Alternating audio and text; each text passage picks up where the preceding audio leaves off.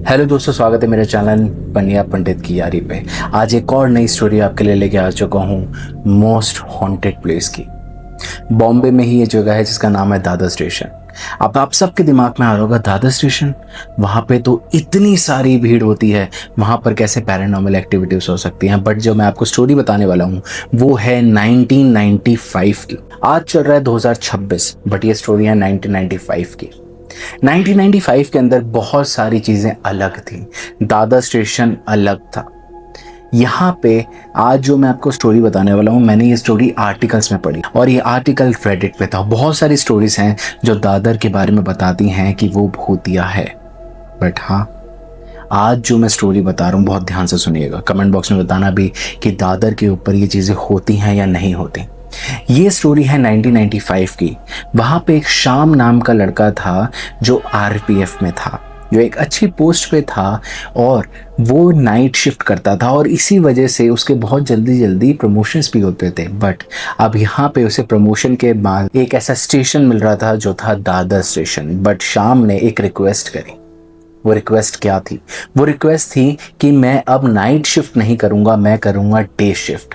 वहाँ पे जो उनके सुपीरियर्स है वो चौंक जाते हैं और वो पूछते हैं कि तुम नाइट शिफ्ट करते थे बट आज तुम हमसे डे शिफ्ट क्यों मांग रहे हो? वो कहता कि मैं एक आरपीएफ का जवान हूँ, मुझे पता है कि कौन से स्टेशन पे क्या बातें चल रही हैं और हमें पता है कि दादर स्टेशन पे बहुत सारी ऐसी एक्टिविटीज़ होती हैं जो रात को होती हैं, इसीलिए मैं ये दिन की शिफ्ट मांग रहा हूँ। सुपीरियर्स बोलते हैं ओके, बिकॉज शाम एक बहुत ही अच्छा व्यक्ति था, अच्छा ऑफिसर था।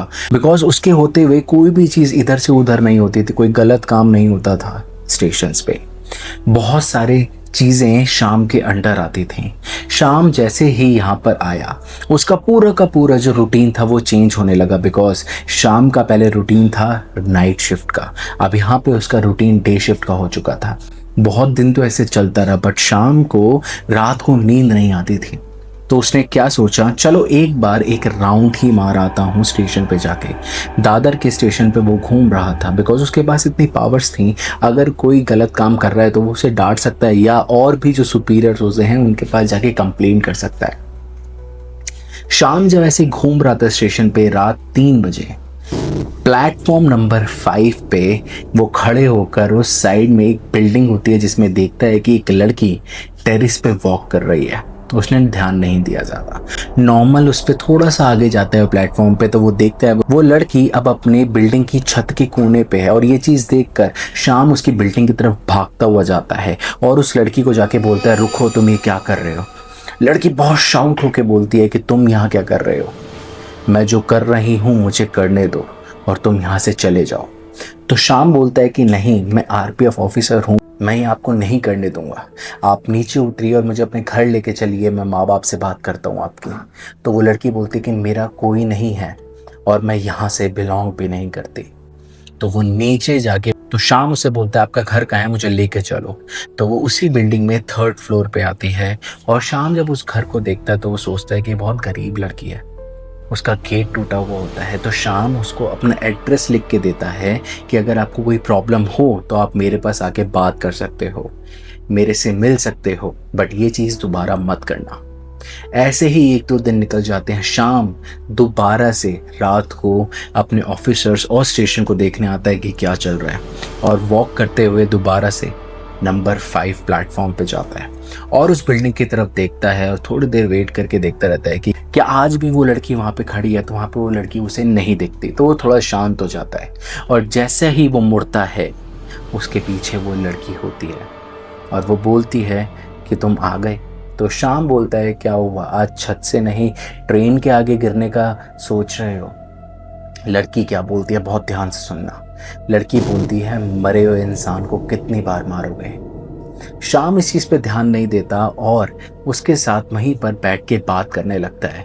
बिकॉज यहाँ पे शाम को कुछ फीलिंग्स जगने लगती हैं उस लड़की के लिए। बिकॉज शाम 20-21 साल का लड़का होता है और लड़की थी 19 और 18 ईयर्स की। यहाँ पर दोनों की बातचीत होने लगती है और उसे टाइम का पता ही नहीं चलता। अब यहाँ पे उन्हें 3:30 हो चुके हैं बात करते हुए और वो बोलती है कि मुझे जाना होगा। तो शाम उसे जाने देता है और उसी वक्त उस शाम का दोस्त उसके पास आता है और बोलता है तू यहाँ पे क्या कर रहा है? तेरी शिफ्ट तो डे है ना, तो तू यहाँ पे क्या कर रहा है? तो वो शाम अपने दोस्त को बोलता है कि कुछ नहीं, मैं यहाँ पे आया था, परसों आया था यहाँ पे, तो मुझे यहाँ पे बिल्डिंग के ऊपर एक लड़की सुसाइड करते हुए दिखी, तो मैंने उसे बचाया। आज वो लड़की मुझे स्टेशन पे दिखी। तो उसका दोस्त बहुत ज़्यादा हैरान हो जाता है और वहीं पे शांत होके खड़ा हो जाता है। उसके फेस का एक्सप्रेशन बिल्कुल चेंज हो जाता है। यहाँ पे वो डरता हुआ बोलता है, शाम तू किससे बात कर रहा था? तो वो प्रॉपर बताता है कि मैं यहाँ पे आया, मैंने उस लड़की को सुसाइड करते हुए रोका। बट वहाँ पे उसका दोस्त उसे रोकता है और बोलता है कि शाम, तुझे पता नहीं कि यहाँ पे क्या हुआ था? प्लेटफॉर्म नंबर 5 पे क्या हुआ था?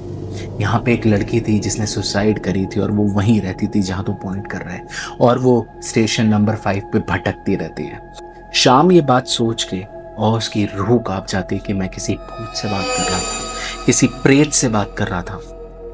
बट शाम अपने आप को नॉर्मल करता है और अपने आप को समझाता है, ओके अब जो होना था वो हो चुका है, मैं अब ध्यान नहीं दूंगा इस चीज़ पे।